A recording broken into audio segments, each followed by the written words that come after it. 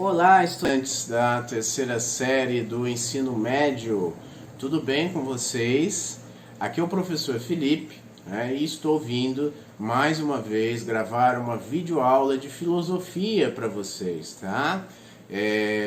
De olho aqui na tela, e nós vamos ver aqui o nosso assunto de hoje. Olha, nós vamos ver desigualdade em Rousseau, o filósofo Jean-Jacques Rousseau. A gente vê bastante aqui nas aulas, até de certa forma. Nós vamos aprender um pouco mais sobre desigualdade, afinal nós estamos falando bastante desse assunto, desigualdade social, mais para o olhar político, mais social também. Agora nós vamos ver isso dentro da filosofia do Rousseau, tá bom? E vamos aqui para o segundo slide, para a gente dar início aqui aos nossos estudos, tá? Jean-Jacques Rousseau nasceu em Genebra, 1712, morreu lá na França em 1778, foi um filósofo iluminista, que escreveu muitos documentos e pensamentos importantes, muitas obras importantes, dentre elas o Contrato Social, por exemplo, que era uma frente de apoio ao iluminismo, a filosofia do Rousseau. Mas vamos falar aqui, sobre o discurso sobre as origens e fundamentos da desigualdade entre os homens, outra obra principal também, que eu já falei, que é do Contrato Social, falei para vocês, e também Emílio, ou da Educação, que o Rousseau ele escrevia sobre várias coisas, escrevia sobre política, escrevia sobre educação, também sobre desigualdade, tem vários textos interessantes, tá bom? Vamos para o próximo slide, para a gente enxugar aqui um pouquinho o nosso pensamento, tá? Então vamos lá. Vamos relembrar o que é o iluminismo? O iluminismo é uma organização para a filosofia. Uma organização, um movimento que, centrado na intelectualidade, se baseia na utilização da ciência e da razão para indagar os preceitos filosóficos. Olha isso. De maneira empírica e racional, recusando quaisquer dogmas, principalmente os relacionados às doutrinas religiosas e ou políticas. Então é um movimento de avanços, de evolução frente ao antigo regime, à monarquia, que tinha doutrinas mais severas e proibicionistas, juntamente que fazia par, juntamente com a religião, que também castrava as pessoas, não gostava de um certo desenvolvimentismo ali intelectual. As pessoas tinham que ficar mais atreladas aos dogmas, aos pensamentos pregados pelo governo, pela monarquia, pelo rei ou pela igreja católica, em sua maioria. Então o iluminismo chega como uma alternativa a isso, uma diferença, ele vem de uma forma diferente e propõe um pensamento mais centrado na realidade científica, também nos preceitos da metafísica, da filosofia, mas sempre para uma visão mais liberta, de liberdade, um ideal de maior liberdade, diferente dos dogmas da igreja, da religião, por exemplo, que não propunham liberdade, sim obediência. Então o iluminismo ele vem, um grupo de filósofos, principalmente franceses, ingleses ali na Europa, que escrevem vários pensamentos, faz enciclopédia, faz livros, obras, para poder bater de frente aí com esse conservadorismo, tanto da monarquia quanto da Igreja Católica, tá bom? Vamos para o próximo slide para a gente entender ainda isso melhor. Agora a gente vai ler uma partezinha aqui, de uma obra do Rousseau, tá? Vamos ler aqui, Magníficos, muito honrados e soberanos senhores. É uma dedicatória, que o Rousseau faz à República de Genebra, onde ele nasceu. Em uma das obras dele, ele escreve essa dedicatória para eles. E olha só isso aqui, Convencido de que só ao cidadão virtuoso cabe dar à sua pátria as honras que ela possa reconhecer, há 30 anos que trabalho para ter o mérito de vos oferecer uma homenagem pública. E essa feliz ocasião, suprindo em parte o que meus esforços não puderam fazer, acreditei que me seria permitido consultar aqui o zelo que me anima, mais do que o direito que deveria autorizar-me. Tenho tido a felicidade de nascer entre vós, como poderia eu meditar sobre, olha isso, a igualdade que a natureza pôs entre os homens, né? A igualdade que a natureza pôs entre os homens. E sobre a desigualdade que eles instituíram, né? Ou seja, a natureza, né?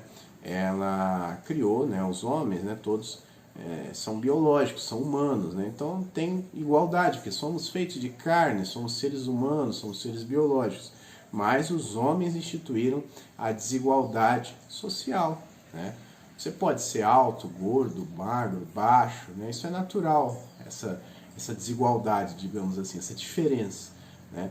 Agora, você ser mais rico, mais pobre, né? Nascer numa família bem abastada e outro nascer numa bem pobre, né? Sem condições de nada, nem o básico, né? Isso é uma desigualdade que os homens criam, não tem nada de natural, né? E é isso que o Rousseau está dizendo aqui, por isso que a gente deu uma circuladinha aqui para vocês, né? Vamos continuar, ó. Sem pensar na profunda sabedoria com a qual uma e outra, felizmente combinadas nesse estado, concorrem, de maneira mais próxima da lei natural e mais favorável à sociedade, para a manutenção e ordem pública e para a felicidade dos particulares, procurando as melhores máximas que o bom senso possa ditar sobre a constituição de um governo, fiquei tão impressionado ao vê-las, todas em execução no vosso, que mesmo sem ter nascido dentro dos vossos muros, achei que não poderia dispensar-me de oferecer este quadro da sociedade humana, aquele de todos os povos que me parece possuir as maiores vantagens delas e ter melhor prevenido os seus abusos. Então olha isso, o Rousseau está fazendo uma crítica aqui nessa dedicatória, né? Então veja bem, ó, ele fala lá naquela parte: tenho tido a felicidade de nascer entre vós, como poderia eu meditar sobre a igualdade que a natureza pôs entre os homens e sobre a desigualdade que eles instituíram. Então ele está afirmando aqui que a igualdade, a natureza faz os homens iguais enquanto biológicos, né? Mas quando ele vai se socializar, quando ele se torna um ser social, a sociedade ali já está pronta, né? Então ele vai instituindo a desigualdade que a sociedade sempre faz, né? Sempre traz, né? A questão de você ter pessoas muito ricas, tem muitos recursos, pessoas muito pobres que têm muito poucos recursos, né? Que nunca vão ter acesso ao que os ricos têm ou vão ter, né? Muitas vezes nem a décima segunda, terceira geração da pessoa vai acessar aquilo ali, né? Porque é muito difícil. Essa desigualdade ela é criada pelos homens, não é natural, segundo Rousseau, né? Na natureza é outra coisa, tá? Que são as desigualdades biológicas, as diferenças, né? Você ser alto, baixo, gordo, magro, com barba, sem barba, enfim, isso é normal, tá? Mas desigualdade social não, é os homens que criam para o Rousseau, tá bom? Vamos para o próximo slide, olha só, vamos ouvir mais aqui do Rousseau, ó. Considero o assunto deste discurso como uma das questões mais interessantes que a filosofia possa propor, e desgraçadamente para nós, como uma das mais espinhosas que os filósofos possam resolver. Com efeito, como conhecer a fonte da desigualdade entre os homens, se não se começar por conhecer os próprios homens? Então olha isso, gente, essa parte grifada aqui é muito importante. Olha, como conhecer a fonte da desigualdade entre os homens, se não se começar por conhecer os próprios homens? Então a desigualdade, né, ela vem do fruto dos nossos próprios pensamentos, das nossas próprias ações, né, que são pensamentos que são transformados em ações, né? Alguém pensa também para criar essa desigualdade, para desenvolver esse sistema desigual. E o Rousseau propõe aqui, né, exatamente estudar isso, né, conhecer isso, como que é o pensamento desses homens, e aí a gente vai descobrir, né, como que são feitas essas ações, né, essa desigualdade, né, se torna presente, né, e tão difícil de ser erradicada, né, da sociedade, né, que vem aí já há muito tempo, né. Então o Rousseau se preocupa com isso, é um filósofo que se preocupa em estudar a desigualdade. Vamos para o próximo slide para a gente entender aqui. Olha, duas espécies de desigualdade. Lembra que eu falei para vocês? Então tem duas espécies, ó, natural ou física, que é estabelecida pela natureza. Essa é a primeira. Ela é chamada de natural, tá? O que é? Idade, saúde, compleição física, qualidades do espírito, né? Isso aqui é para o Rousseau, né? Mas, enfim,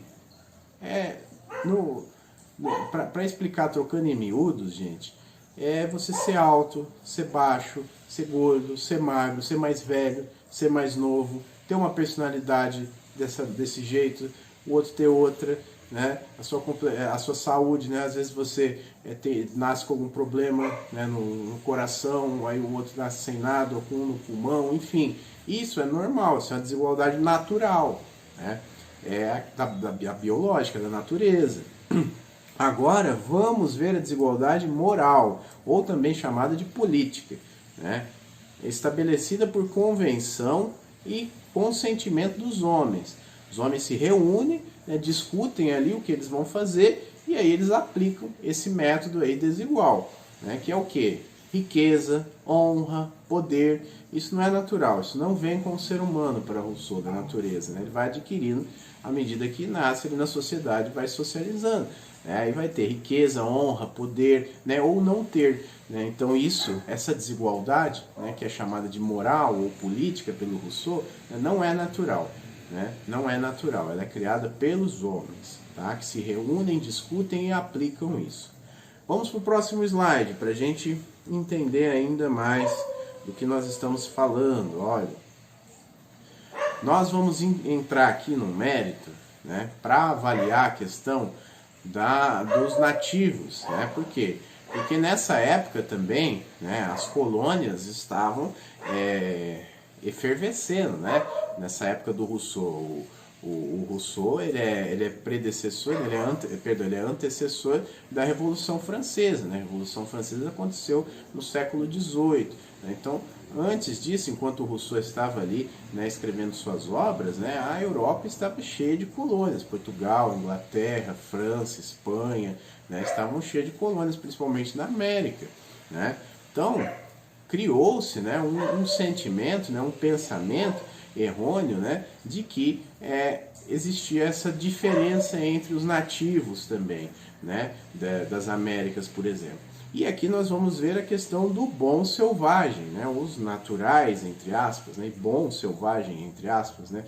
Ou seja, pregou-se uma visão, né, nessa época também, de desigualdade entre os povos, né? A Europa era mais evoluída que a América, por exemplo, e olha só, os americanos, né, eram tratados como selvagens, né? E aí tinha essa diferença, as duas classes. Tinha o bom selvagem e o mal selvagem. Nós vamos ver o bom selvagem, os mais naturais, né? O pessoal que tinha bondade na alma, né? A Igreja Católica às vezes defendeu muito essa tese com alguns representantes, né? Aí ele é representado, por exemplo, por figuras que a gente conhece muito. O Tarzan, né? Aquele pessoal do Avatar, que são selvagens, entre aspas, né? Mas bonzinhos ali, de bom coração, de boa índole, né? Conan, o bárbaro também, né? Aquele cara que é um bárbaro, mas que luta pela defesa lá, a justiça, enfim. Então, os caras são representados dessa forma, né? Como se fossem pessoas assim selvagens, né? Que não entendessem da dinâmica do mundo, né? E que fossem boas de índole, de alma, né? Mas que não tem nada a ver, né? Eram pessoas comuns, os nativos não eram selvagens, estavam vivendo, né? Ali nas suas terras, de acordo com a sua vida normal, né? E eram bons, eram maus. E não era porque não tinha nada a ver com a questão da selva, da selvageria, porque eram pessoas têm atitudes boas, têm atitudes más, né, têm atitudes mais boas do que más, ou menos más do que boas, enfim, né, eram pessoas ali seguindo a sua vida, né, aí criou-se essa visão aí em cima, né, de que os nativos eram bons ou maus selvagens, né. O estado de natureza, a gente tem que entender também, gente, que é uma categoria filosófica, tá? E não histórica. Então tem essa diferença também. Mas olha isso. Agora vamos para o próximo slide. Vamos ver em contrapartida. Olha só. Abre aspas. Ó, vamos ler essa citação aqui. As pessoas daqui, por sua natureza, são tão ociosas, preguiçosas, de pouco trabalho, melancólicas, covardes, sujas, mentirosas, têm pouca firmeza, selvagens, rústicas e bestiais, né? O mal selvagem. Então olha esse pensamento, né? Muito disseminado inclusive pelo Sepúlveda, né? Aquele religioso, né, espanhol que instituiu também boa parte desse pensamento. Então veja, ao mesmo tempo que as pessoas tinham um olhar um pouco mais positivo, mas mesmo assim depreciativo dos nativos, né? Porque estão falando que eles eram bons, selvagens, como se fossem ingênuos, inocentes, né? De boa índole, né? E não são selvagens, né, pessoal? São só pessoas, né? Então tem essa outra visão, né? Do mal selvagem, que aí eles viam que o pessoal não era mercantilista, né, monarquista, capitalista, né, como eles tinham um outro jeito de viver, né, um jeito mais ali comunitário, tribal, então chamavam os caras de selvagens, né, e aí viam também o pessoal que não tinham empregos instituídos, né, viviam só do cultivo à terra, pesca, caça, chamavam de preguiçosos, né, tinham indígenas também que faziam o costume da antropofagia, né, que é o canibalismo, né, então o pessoal viu aquilo e ficou muito horrorizado também, definindo já a personalidade de todos os nativos como maus, selvagens, mas não, gente, aquilo era um costume, né, próprio de um povo, né, outros povos não tinham aquele costume, né, e é algo, né, diferente para nós, mas que não quer dizer que seja mal, né, ou bom também, né, de maneira inocente, né, de maneira exótica, né, como a questão do bom selvagem queria pregar também, né? Isso é apenas um pensamento eurocêntrico, preconceituoso, né? De que a Europa está no centro da evolução e as outras terras, os outros continentes estão aprendendo, né? Nessa linha também. Não tem nada a ver, gente. Então, vamos para o próximo slide aqui, para a gente falar um pouquinho mais aqui do Rousseau, né?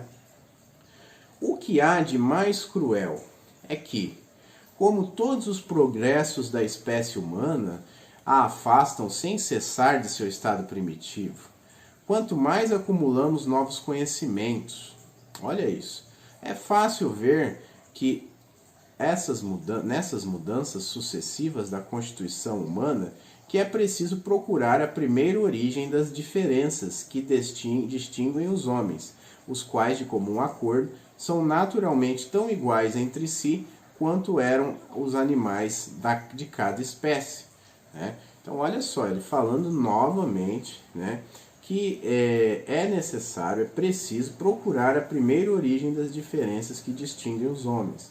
Né? Então, há essa necessidade de ir a fundo, né, de pesquisar, de utilizar a história também, né, para entender o fruto, né, dessas desigualdades, né, a origem dessas desigualdades. O próprio Marx, por exemplo, fez isso, Karl Marx, né, ele revisitou a história, né, para entender como que funcionava ali os processos entre os embates de classe, né, a questão de dominância, né, de dominado, né, e para explicar também os modos de produção. O Rousseau também defendia isso bem antes do Marx, né, a questão de se ir a fundo, revisitar lá, buscar o passado, né, para entender qual que é a origem dessa desigualdade, né.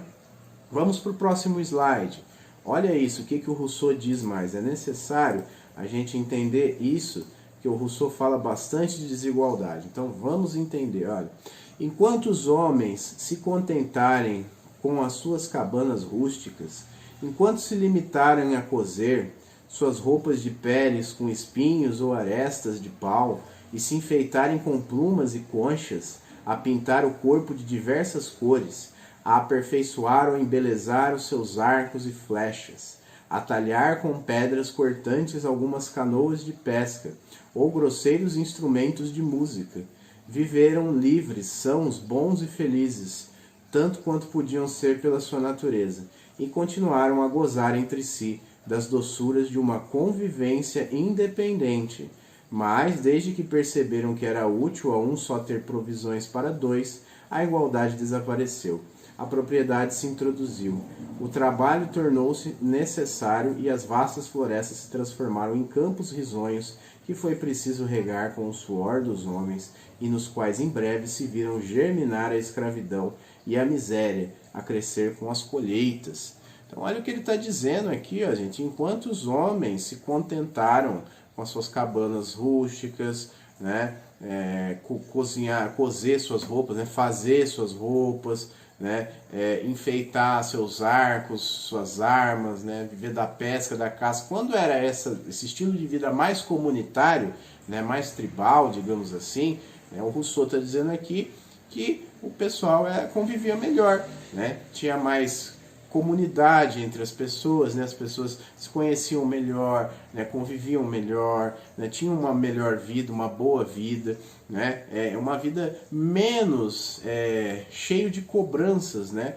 Que a vida moderna trouxe, né, ao homem moderno, né, que é exatamente o que ele fala aqui, né, a partir do momento que um percebeu que se ele tivesse mais ali 2 e o outro menos, ele teria mais vantagens, né, aí tudo começou a desabar, né, o negócio ficou bem complicado, né, cara, bem difícil, né? Então, a partir do momento que a gente mudou essa dinâmica de sociedade mais comunitária, né, vivendo ali em comunidade, né, e passou para esse modelo mais individualista, né, de que eu tenho, você não tem, né, não é problema meu, o bom é que eu estou com uma vantagem sobre você, né, esse pensamento de que não liga para o outro, não liga para o social, né, só quer acumular mais e ter mais que os outros. A partir do momento que isso se introduziu, né, na sociedade, aí as coisas começaram a desandar, né, a desigualdade se instalou muito, né. Então, Rousseau talvez esteja falando aqui de uma possível origem, né, das questões, né, da desigualdade,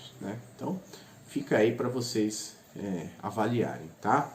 Vamos para o próximo slide, vamos continuar aqui a ler um trechinho do Rousseau que é muito importante, ó. Vamos lá. O primeiro, que, tendo cercado um terreno, se lembrou de dizer, isto é meu, e encontrou pessoas bastante simples para acreditar, foi o verdadeiro fundador da sociedade civil. Olha isso. Quantos crimes, guerras, assassínios, misérias e horrores não teriam poupado ao gênero humano aquele que, arrancando as estacas ou tapando os buracos, tivesse gritado ao semelhante: livrai-vos de escutar esse impostor, estareis perdidos se esquecerdes que os frutos são de todos e a terra de ninguém. Parece, porém, que as coisas já tinham chegado ao ponto de não mais poder ficar como estavam, porque essa ideia de propriedade, dependendo muito de ideias anteriores, que só poderiam nascer sucessivamente, não se formou de repente no espírito humano. Foi preciso fazer muitos progressos, adquirir muita indústria e muitas luzes, antes de chegar a este último termo do estado de natureza. Então olha isso, né? Ele fala que isso não ocorreu do nada, né? Esse nascimento da propriedade privada, né? Que o Rousseau está falando nada mais aqui de propriedade privada, né? Um sujeito chega numa terra, né? Consegue ali dominar a terra, né? Se fazer dono e fala, ó, eu sou dono disso aqui. Os outros não contestam, vão acreditando, né? E aí ele vai passando de pai para filho, de neto, de bisneto, vai ficando gerações ali a terra na família, né? Não desenvolve essa riqueza, não dá oportunidade que mais pessoas tenham essa riqueza, né? Eu estou falando, dando um exemplo, né, gente? Um pedaço de terra, né? Isso aí aconteceu de maneiras bem maiores, né?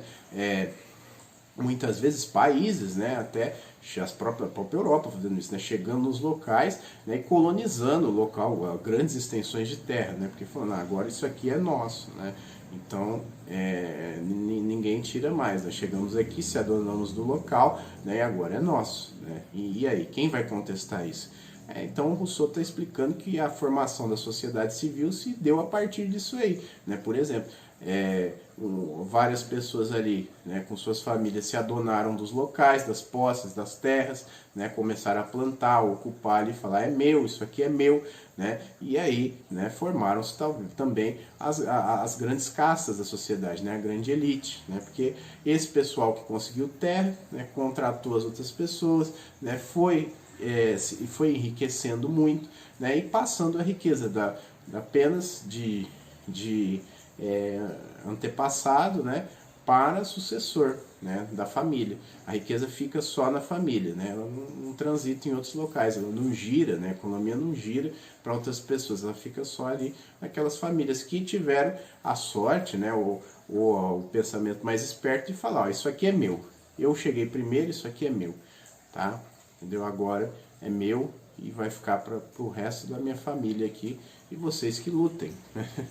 Então olha isso, né? O Rousseau analisando essas questões, né? E que hoje a gente vê muito, né? Famílias que detêm um poder enorme, gigantesco, né? Grandes corporações, o Safra, por exemplo, aqui no Brasil, né? O grande banqueiro, né? Que tem uma fortuna inimaginável, né? Então, são famílias, olha, família Safra, né? Famílias que estão há muito tempo aí, às vezes séculos, né? Com muito dinheiro, muito recurso, só aumentando aí o seu império, né?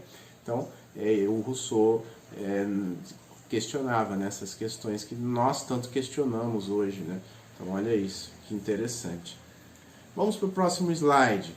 Entender aqui, para a gente fechar o pensamento, olha.